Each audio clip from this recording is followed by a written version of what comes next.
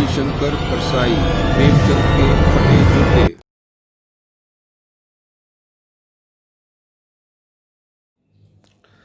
बच्चों, आज हम हरिशंकर परसाई जी द्वारा रचित निबंध प्रेमचंद के फटे जूते का अध्ययन करेंगे। बच्चों, निबंध का अध्ययन करने से पहले हम हरिशंकर परसाई जी के जीवन परिचय और उनके साहित्यिक जीवन के बारे में जानकारी हासिल कर लें। बच्चों, हरिशंकर परसाई का जन्म सन 1922 में मध्य प्रदेश के होशंगाबाद जिले के जमानी गांव में हुआ।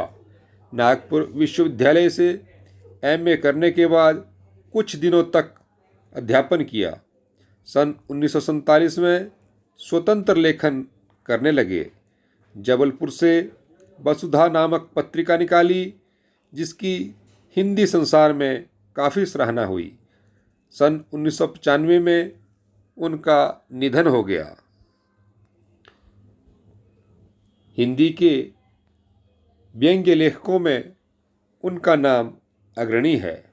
परसाई जी की कृतियों में हंसते हैं, रोते हैं, जैसे उनके दिन फिरे, कहानी संग्रह, रानी नागफनी की कहानी, तट की खोज, उपन्यास, तब की बात और थी, भूत के पांव पीछे, बेईमानी की परत, पगडंडियों का जमाना, सदाचार का तावीज़, शिकायत मुझे भी है और अंत में निबंध संग्रह, वैष्णव की फिसलन, तिरछी रेखाएं, ठिठुरता हुआ गणतंत्र, विकलांग श्रद्धा का दौर, व्यंग्य संग्रह उल्लेखनीय हैं।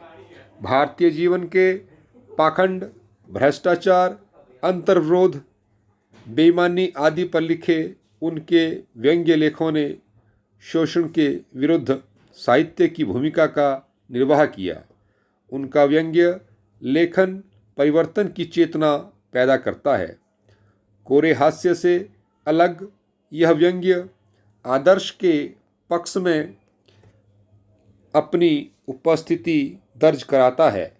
सामाजिक, राजनीतिक और धार्मिक पाखंड पर लिखे उनके व्यंग्यों ने व्यंग्य साहित्य के मानकों का निर्माण किया।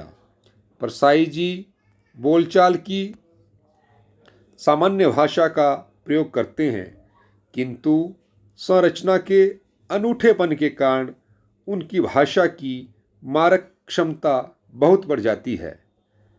प्रेमचंद के फटे जूते शीर्षक निबंध में परसाई जी ने प्रेमचंद के व्यक्तित्व की सादगी के साथ एक रचनाकार की अंतर्भेदी सामाजिक दृष्टि का विवेचन करते हुए आज की दिखावे की प्रवृत्ति एवं अवसरवादिता यानी मौका प्रस्ती पर व्यंग्य किया है।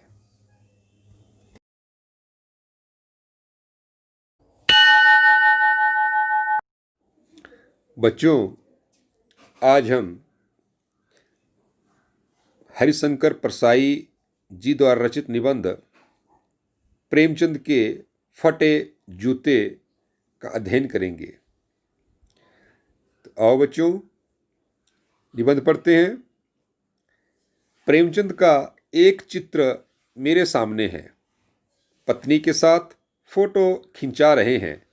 सिर पर किसी मोटे कपड़े की टोपी, कुर्ता और धोती पहने हैं। कनपटी चिपकी है, गालों की हथियां उभर आई हैं, पर घनी मूंछें चेहरे को भरा भरा बतलाती हैं। पाँव में कैनवस के जूते हैं, जिनके बंद यानी फीते या अपनी भाषा में कहें तो तस्मे बेतरतीब बंधे हैं। लापरवाही से उपयोग करने पर बंध के सिरों पर की लोहे की पतरी, जिसमें फीते डाले जाते हैं, निकल जाती है और छेदों में बंद डालने में परेशानी होती है। तब बंद कैसे भी कस लिए जाते हैं। दाहिने पांव का जूता ठीक है, मगर बाएं जूते में बड़ा छेद हो गया है, जिसमें से अंगुली बाहर निकल आई है।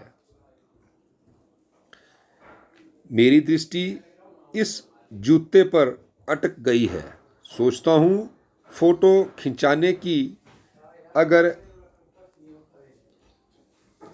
यह पोशाक है तो पहनने की कैसी होगी। नहीं, इस आदमी की अलग अलग पोशाकें यानी जो कपड़े हैं पहनते हैं नहीं होगी। इसमें पोशाकें बदलने का गुण नहीं है। पोशाक ड्रेसेस के लिए भी कह सकते हैं। यह जैसा है वैसा ही फोटो में खिंच जाता है। मैं चेहरे की तरफ देखता हूँ। क्या तुम्हें मालूम है मेरे साहित्यिक पुरखे की, तुम्हारा जूता फट गया है और अंगुली बाहर दिख रही है। क्या तुम्हें इसका जरा भी एहसास नहीं है? जरा लज्जा,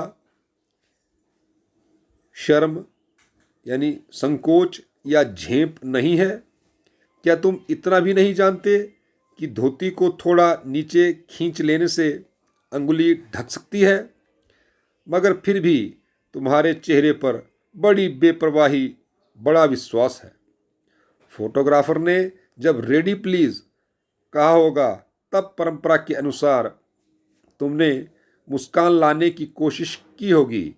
दर्द के गहरे कुएं के तल में कहीं पड़ी मुस्कान को धीरे धीरे खींचकर ऊपर निकाल रहे होंगे कि बीच में क्लिक करके फोटोग्राफर ने थैंक यू कह दिया होगा। विचित्र है यह अधूरी मुस्कान। यह मुस्कान नहीं, इसमें उपहास है, व्यंग्य है।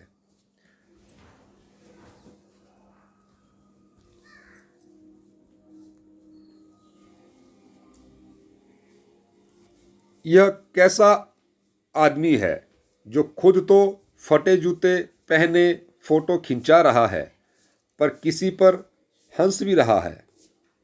फोटो ही खिंचाना था तो ठीक जूते पहन लेते या ना खिंचाते। फोटो ना खिंचाने से क्या बिगड़ता था?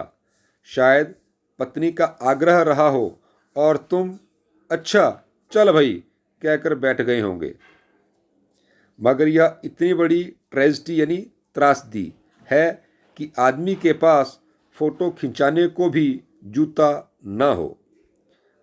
मैं तुम्हारी यह फोटो देखते देखते तुम्हारे क्लेश को अपने भीतर महसूस करके जैसे रो पड़ना चाहता हूँ, मगर तुम्हारी आंखों का यह तीखा दर्द भरा व्यंग्य मुझे एकदम रोक देता है। तुम फोटो का महत्व नहीं समझते। समझते होते तो किसी से फोटो खिंचाने के लिए जूते मांग लेते। लोग तो मांगे के कोट से वर दिखाई करते हैं और मांगे की मोटर से बारात निकालते हैं। फोटो खिंचाने के लिए तो बीवी तक मांग ली जाती है। तुमसे जूते ही मांगते नहीं बने। तुम फोटो का महत्व नहीं जानते।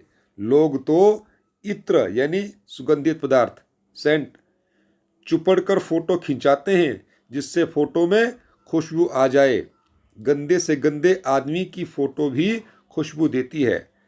बच्चों, यहाँ पर हरिशंकर परसाई जी व्यंग्य के माध्यम से ये बताने का प्रयास कर रहे हैं कि किस तरह से दिखावे की प्रवृत्ति हमारे समाज में जो है वो व्याप्त है, फैली हुई है। लोग कितने आज अवसरवादी, मौकाप्रस्त हो गए हैं। आज हम इतना ही अध्ययन करेंगे। इससे आगे का भाग हम कल पढ़ेंगे।